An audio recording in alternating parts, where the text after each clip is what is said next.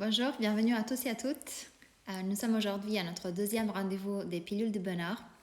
Je suis ravie de vous accueillir pour ces prochaines 20 minutes dans lesquelles on va explorer à chaque fois un thème différent. Donc notre rendez-vous est tous les lundis, tous les mercredis et tous les vendredis de midi à midi 20. Et aujourd'hui, on va parler d'un thème qui m'a été particulièrement sollicité à travers vos réponses à mes questionnaires et des petits messages privés qui concernent la confiance. Vous étiez nombreux à me dire qu'en ce moment, vous manquez un peu de confiance en vous. À la question quelle est la chose dans laquelle vous avez le plus besoin, vous m'avez répondu de la sérénité, de la confiance, de la motivation, de la confiance en moi, mais aussi de la confiance en les autres. Parce que souvent, nous sommes, disons, face à des personnes que nous ne savons pas vraiment ce qu'ils pensent. Nous avons des préjugés. Et ce qui nous arrive, surtout en ce moment, c'est que nous sommes un peu méfiants. Il y a sûrement une déformation mentale due au fait qu'à travers à la maladie, à travers ces pandémies qui nous a particulièrement affectés, tous et toutes, tout être humain sur la Terre, nous sommes devenus un peu plus méfiants. Et ça, c'est un peu, je dirais, le grand dommage de ce qui s'est passé à travers les dernières 2 années, c'est que nous avons perdu notre contact humain, nous avons perdu la capacité de se laisser aller en toute situation parce que nous nous étions mis face à des gestes barrières qui étaient nécessaires, bien évidemment. Et face aussi à une série d'événements négatifs qui se sont enchaînés les uns après les autres. Moi, dans tout ce que j'ai vécu et dans les personnes que j'accompagne, j'ai pu remarquer quelque chose d'assez régulier. Soit le fait que les gens n'ont pas confiance en eux parce que, premièrement, n'ont pas confiance en les autres. Donc la première chose que j'aimerais vraiment vous passer à travers ces petites pilules aujourd'hui qui concernent particulièrement la confiance, c'est que j'ai élaboré un peu une sorte de ma propre définition de la confiance qui concerne particulièrement les autres. Donc quand on me dit dans mes coachings privés, je reçois des clients qui me disent j'aimerais avoir plus de confiance en moi, je n'arrive pas à être confiant, j'ai peur quand je me mets un peu devant les autres, je ne me sens pas confiant. J'ai remarqué que pour donner à ce type de personnes de la confiance, il y a une chose très simple à faire et c'est ce que j'aimerais vous transmettre aujourd'hui. Soit changer votre image, votre mentalité par rapport à ce que vous croyez des autres. Le fait de ne pas avoir confiance, ça veut dire que vous croyez que les autres sont quelque part là pour vous juger. Que le monde à l'extérieur de vous, donc à l'extérieur de ce que vous êtes vous-même dans votre personnalité, dans votre attitude, tout le monde qui est à l'extérieur, vous avez une croyance qui est une croyance fausse, je tiens bien à le dire, que les gens soient là pour vous juger, pour vous critiquer et que quelque part, ils seraient capables de faire mieux que vous. Et quand on pense ça, c'est très facile de perdre confiance en soi. Parce que si on s'est dit que les gens sont là pour quelque part pointer le doigt, on perd un peu son moyen et on a moins envie, on a moins la capacité d'être soi-même et donc d'avoir cette confiance en soi.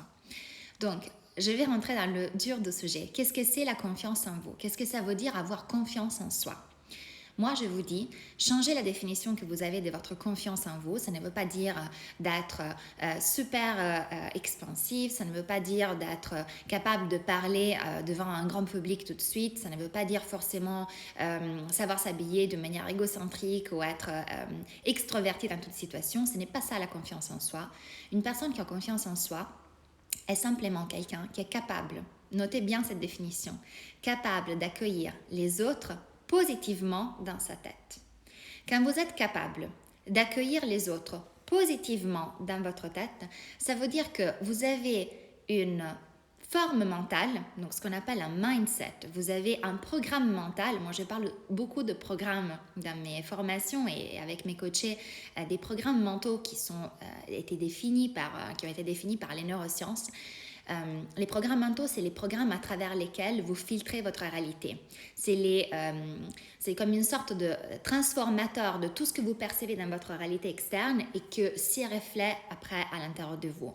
Mais avant que vous transformiez tout ce que vous vivez en émotions, sentiments, ressentis, avant qu'il y ait ces passages, il y a une transformation de base qui se passe à l'intérieur de vous. Donc entre ce que vous écoutez, ce que vous entendez, ce que vous sentez avec votre nez, entre ce que vous voyez et ce que vous processez à l'intérieur, donc l'émotion, il y a un filtre. Ce filtre, il est fait par le programme mental.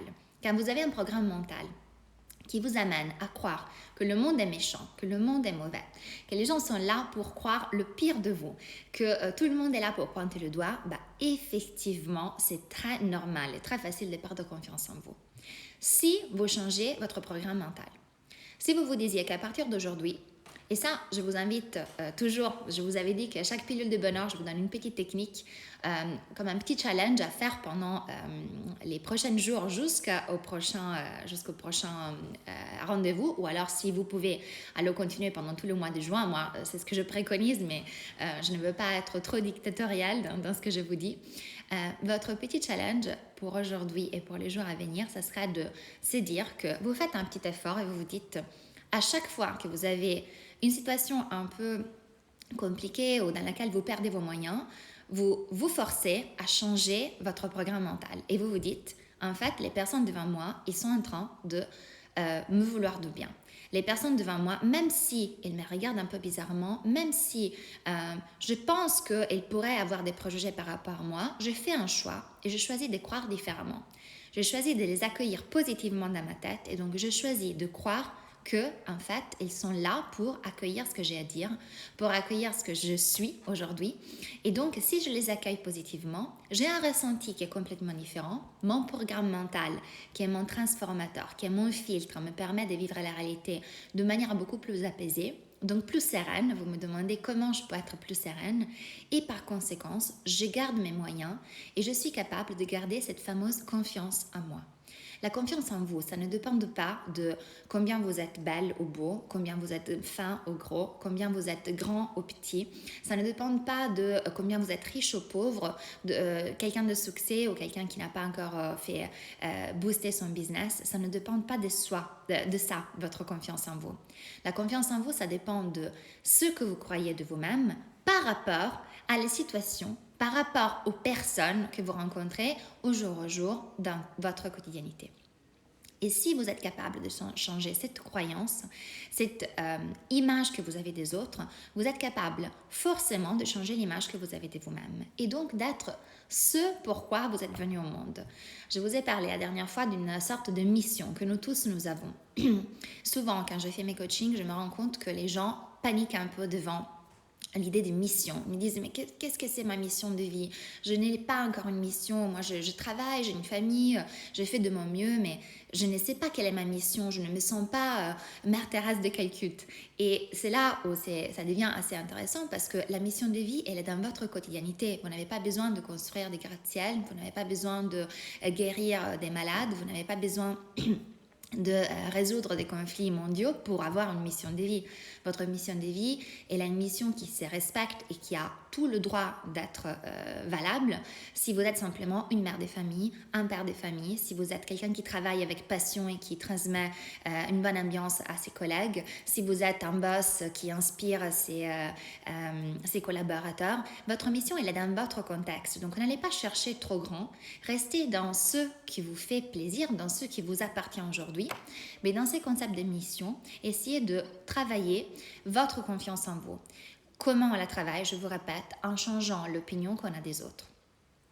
Je vais vous faire un exemple très bête. Mais quand j'ai commencé ma formation et puis quand j'ai commencé à me lancer un peu dans cette activité qui aujourd'hui est celle qui me permet de vivre et pour laquelle je me réveille tous les jours avec un énorme sourire dont je suis passionnée, cette activité, elle n'était pas tout de suite claire pour moi.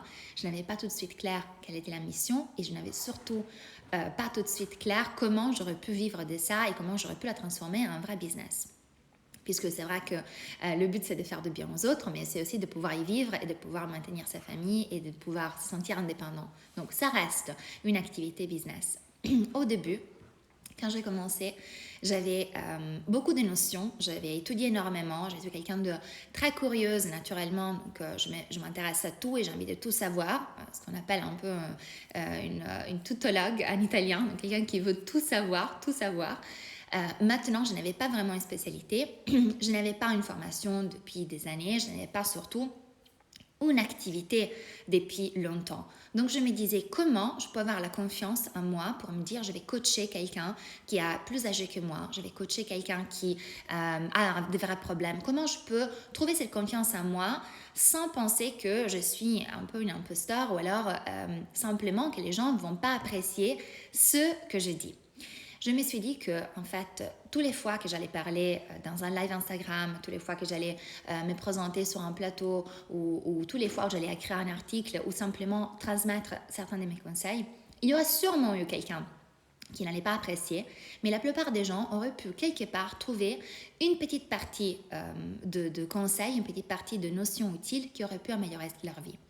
Et si je fais ce choix de croire que vous étiez là pour apprendre, pour entendre quelque chose qui vous faisait du bien, par rapport au fait de juste pointer le doigt et dire ah, tiens, regarde comme elle est habillée aujourd'hui, j'aime pas sa chemise, ou alors simplement elle a un accent qui est un peu bizarre, ou qu'est-ce qu'elle raconte, la vie n'est pas si simple.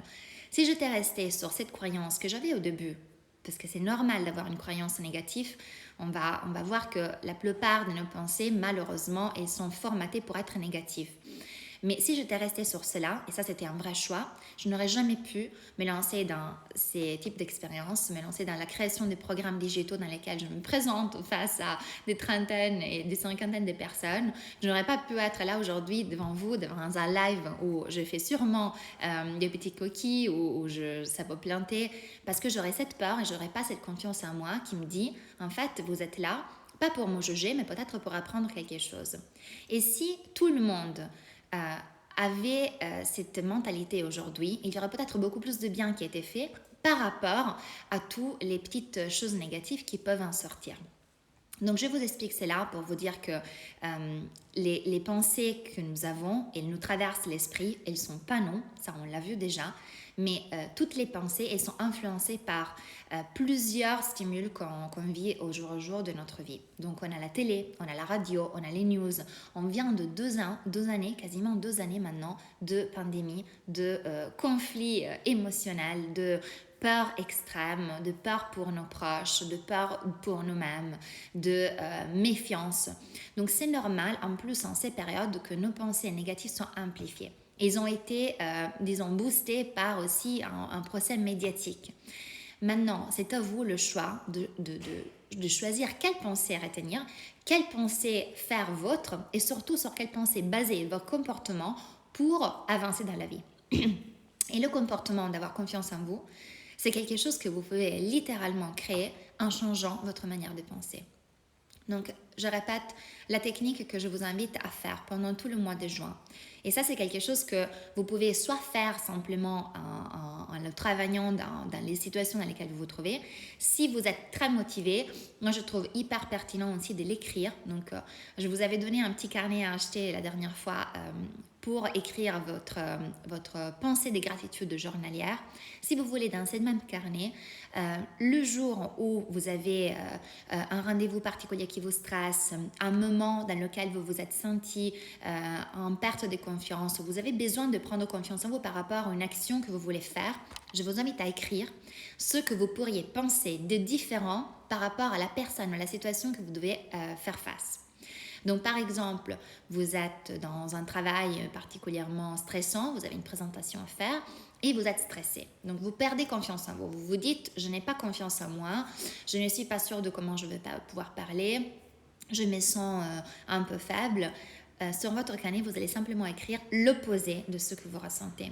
Vous allez écrire que les gens auxquels vous allez présenter votre projet, ils vont être là pour vous écouter, pour applaudir ce que vous dites. Ils vont avoir un œil bienveillant par rapport à vous et ils vont simplement écouter ce que vous dites et en prendre le mieux.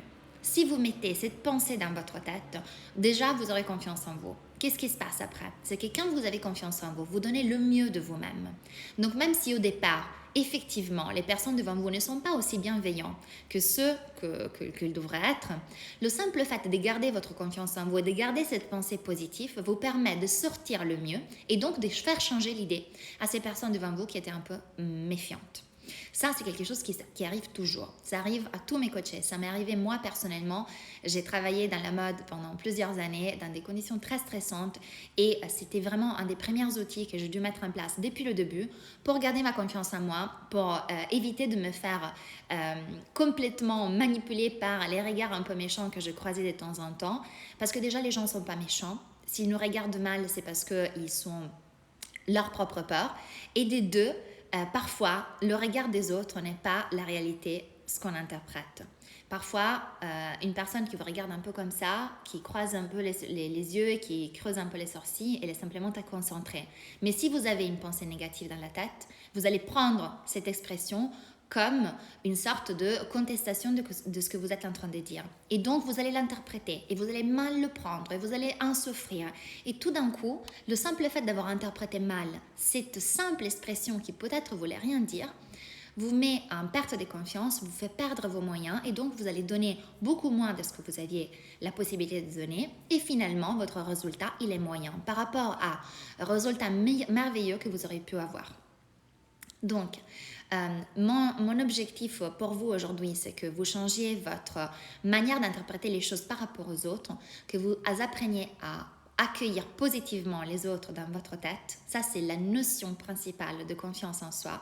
Et que grâce à ces changements de programme mental, vous pourriez reprendre vos moyens et montrer au monde votre vraie essence et pas l'essence cachée par la peur de décevoir les autres. Si vous n'avez pas peur de décevoir, si vous pensez que les autres ne sont pas là pour vous juger, vous n'avez pas cette peur et donc vous donnez le mieux de vous-même.